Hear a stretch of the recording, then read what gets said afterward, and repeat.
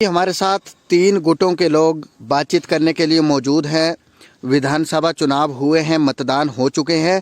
अब हम इन तीनों गुटों से जानेंगे कि क्या कुछ रुझान सामने आएंगे, किस तरीके से जनता ने मन बनाया है। ये हमारे साथ हाशू शेख हैं, ये कांग्रेस के अच्छे प्रवक्ता हैं। इसके साथ ही ये हमारे साथ मोहम्मद तोफैल हैं, ये बीजेपी के अच्छे प्रवक्ता हैं, और ये आम आदमी पार्टी से फारूक मोहम्मद हमारे साथ बातचीत करने के लिए मौजूद हैं। सबसे पहले हम आम आदमी पार्टी की तरफ जाएंगे। आम आदमी पार्टी को बार बार विपक्ष बोल रहा है कि आम आदमी पार्टी का अभी हिमाचल में कोई वजूद नहीं है। इस वजूद को आप कैसे देखते हैं?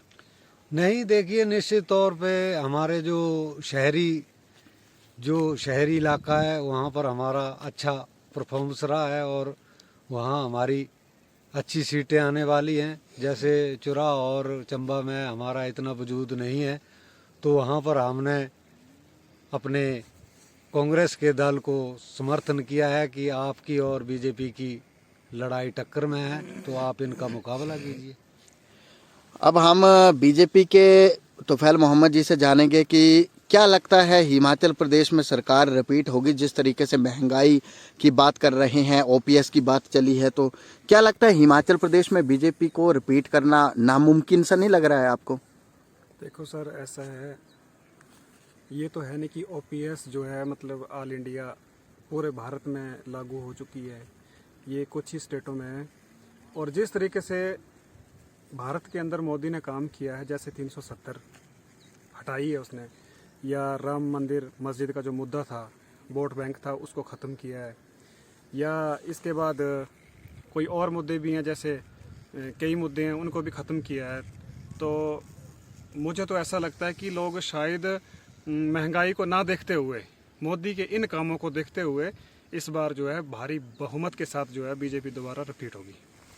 कांग्रेस के भी यहाँ पर हमारे साथ प्रवक्ता है हाशू शेख। हम इनसे जानेंगे कि कांग्रेस बोल रही है कि हम पहली कैबिनेट में ओपीएस को बहाल करेंगे और जो महंगाई की मार है उस महंगाई की मार को कम करेंगे। कितनी इसमें सच्चाई लग रही है? बिल्कुल सही बात है। जैसे 2 राज्यों में अभी कांग्रेस की सरकार है तो ओपीएस बहाल हुई है। छत्तीसगढ़ की बात करूं मैं या राजस्थान की बात करूं तो वहां पर ओपीएस बहाल हुई है। दूसरी बात अगर मैं हिमाचल की बात करूं तो हिमाचल हिमाचलियत से चलेगा, हिमाचल चलेगा वीरभद्र मॉडल के हिसाब से। जैसे हिमाचल के लोगों को आज से पीछे जयराम सरकार ठगती आई है। अभी हमारे साथी ने कहा कि मोदी जी के नाम पे चुनाव लड़ा जाएगा, तो यहाँ पर मोदी जी के नाम पे चुनाव नहीं हुआ है, यहाँ पर हिमाचलियत के नाम पे चुनाव हुआ है। और हिमाचल प्रदेश में फिर से कांग्रेस पूर्ण बहुमत से सरकार बनाने जा रही है और पहली कैबिनेट में हिमाचल प्रदेश में ओपीएस लागू की जाएगी और 1 लाख युवाओं को रोजगार दिया जाएगा। ये कांग्रेस की गारंटी है। उसके साथ में जो महिलाओं को 18 से 60 वर्ष की जो महिलाएं हैं उनको 1500 हर माह दिया जाएगा, ये कांग्रेस ने गारंटी दी है। और बीजेपी की मैं बात करूं तो बीजेपी ने चाहे शिक्षण संस्थान हो, चाहे भर्तियों के घोटाले हो, चाहे कोरोना में घोटाले हो, इनके तो चर्चे आप देख ही चुके होंगे कि किस तरह से इन्होंने प्रदेश में सांप्रदायिकता फैलाई है और प्रदेश की जो जनता है उसकी कमर तोड़ी है। महंगाई की अगर बात करूं तो रसोई गैस आप देख सकते हैं कि कितना महंगा रसोई गैस हुआ है। तो मुझे नहीं लगता है कि बीजेपी दोबारा छोड़ के कभी दोबारा फिर से हिमाचल में सरकार बना पाएगी। आपने ओपीएस की बात कही है, राजा वीरभद्र के कार्यकाल में ओपीएस बंद हुई थी। ये गलत बोल रहे हैं आप। ये राजा वीरभद्र सिंह के कार्यकाल में ओपीएस बंद नहीं हुई थी। ये अटल बिहारी जी ने ये एक बहुत बड़ा गलत फैसला लिया था जिसकी वजह से ओपीएस बंद की गई थी। और हिमाचल में फिर से कांग्रेस सरकार बनते ही पहली कैबिनेट में ओपीएस लागू की जाएगी। बीजेपी के प्रवक्ता से हम जानेंगे कि महंगाई को आखिर क्यों कम नहीं कर पाई है बीजेपी। महंगाई आज के दौर में एक काफ़ी बड़ा मुद्दा है। आम जनता महंगाई को लेकर काफ़ी निराश चली हुई है। महंगाई को कम करने में नाकाम क्यों रही सरकार?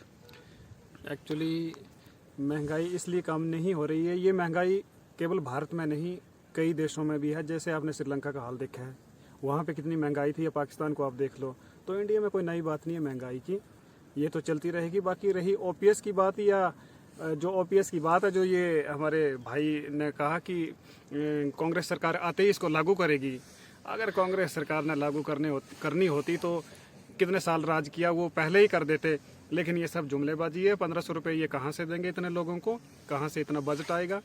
आप खुद ही देख बहुत सकते अच्छा सवाल है, कहाँ से आएगा आखिर 1500 रुपए कहाँ से देंगे आप तो महिलाओं को? इन्होंने जुमलेबाजी की बात की, तो कांग्रेस के पास इतना पैसा है कि जो 15 जुमलेबाजी की बात जो करते हैं, ये मोदी जी की जो सरकार है, मोदी जी ने सरकार बनाने से पहले या हिंदुस्तान में जब प्रधानमंत्री नहीं थे तो वहां से पहले भी बोला था कि 15 लाख हर एक गरीब के खाते में आएगा। हालांकि लोगों से खाते भी खुलवाए थे, लेकिन आज दिन तक वो 15 लाख ना तो किसी 15 के लाख खाते क्यों में नहीं आया। आए? सरकार ने 15 लाख क्यों नहीं दिए? मोदी जी की आप तारीफें कर रहे हैं, 15 लाख क्यों नहीं दिए मोदी जी ने? 15 लाख इसलिए नहीं दिए उन्होंने क्योंकि ये सिर्फ कोई नोटिफिकेशन नहीं निकली थी, ये बात हुई थी। अगर उनके पास सिर्फ एक फेंकने वाला जुमला था, बाकी कुछ नहीं था, सिर्फ फेंका गया जुमला था। इनसे ये चीजें ना हो पाई है, ना ही ये कर पाएंगे, और ना ही हिमाचल प्रदेश में भारतीय जनता पार्टी की सरकार रिपीट होगी। सुनो, अगर 15 लाख पड़ जाने थे खाते में, अगर ये कोरोना काल नहीं आता, इसमें बहुत कोरोना काल में भी इन्होंने घोटालों पे घोटाले किए हैं। कोरोना काल की अगर मैं बात करूं तो जो राजीव बिंदल प्रदेश अध्यक्ष थे इनके, उन्होंने इतना बड़ा घोटाला किया था, और हिमाचल में फिर से कर रहे हैं कि हम सरकार को रिपीट करेंगे।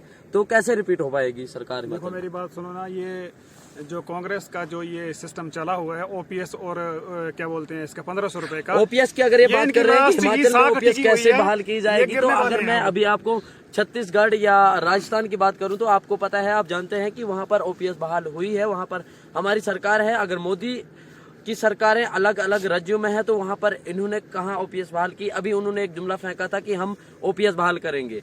तो अगर हम कांग्रेस अगर बोल रही है कि हम ओपीएस बहाल करेंगे तो हम करेंगे, ये गारंटी है, और कांग्रेस जो वादा करती है उसे निभाती है।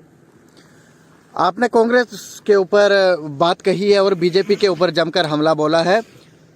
जयराम सरकार के नेतृत्व में महिलाओं को बस में आधा किराया देने की बात कही है और नोटिफिकेशन भी हो चुकी है महिलाओं को आधा किराया। कांग्रेस ये क्यों नहीं कर पाई? कांग्रेस ने महिलाओं को हर महीने 1500 रुपए देने का वादा भी बात किया कही है, और दूसरी बात जो कही है, लेकिन जयराम सरकार के नेतृत्व में महिलाओं को 50% किराया जो है वो बसों में दिया जा रहा है। सरकार में जयराम थे, ना कि कांग्रेस घोषणा करती है और कांग्रेस उसको लागू नहीं करती। जैसे सरकार कांग्रेस की बनेगी वैसे वो सारी जो गतिविधियां हैं वो ट्रैक पे आ जाएंगी।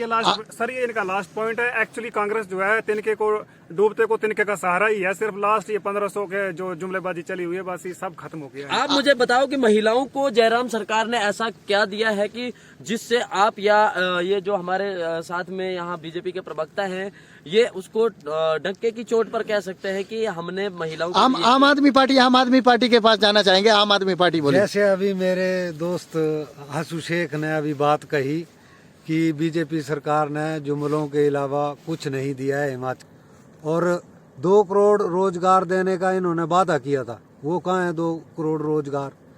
और तीसरी बात 15-15 लाख हर एक गरीब के खाते में आने को कहा था, वो कहाँ है? अभी सत्ता में बीजेपी थी और इनको हिसाब देना चाहिए ना। अभी कांग्रेस तो सत्ता में आएगी तो उनसे सवाल पूछे जाएंगे। आम आदमी पार्टी का क्या रोल रहेगा हिमाचल प्रदेश की राजनीति में? हिमाचल प्रदेश में अभी हमारी सरकार नहीं है। जैसे ही हमारी कभी सरकार आएगी तो हम, जैसे दिल्ली को हमने मॉडल बनाया है, शिक्षा, स्वास्थ्य और सड़कें, बिजली, पानी, तो ये सारी चीजें लागू करेंगे हम हिमाचल में। अभी हमारा हिमाचल में इतना दौर नहीं है, अभी हम धीरे धीरे पैर पसार रहे हैं। ये थे हमारे साथ सभी गुटों के अच्छे प्रवक्ता जिनके साथ हमने बातचीत की है, चुनावों को लेकर भी चर्चा की है, हालांकि सरकार को लेकर भी चर्चा की है। आम आदमी पार्टी ने जयराम सरकार पर जमकर हमला बोला है और कांग्रेस ने जयराम सरकार पर हमला बोला है। हर एक राजनीतिक पार्टी अपने अपने चुनाव प्रचार काफी कर रही है और एक दूसरे के साथ काफी उलझ भी रहे हैं। अब देखना ये होगा कि 8 दिसंबर 2022 को हिमाचल प्रदेश में क्या परिणाम घोषित होते हैं और किसकी हिमाचल प्रदेश में सरकार बनती है। देखते रहिए फास्ट समाचार। चंबा के लिए मोहम्मद आशिक की रिपोर्ट।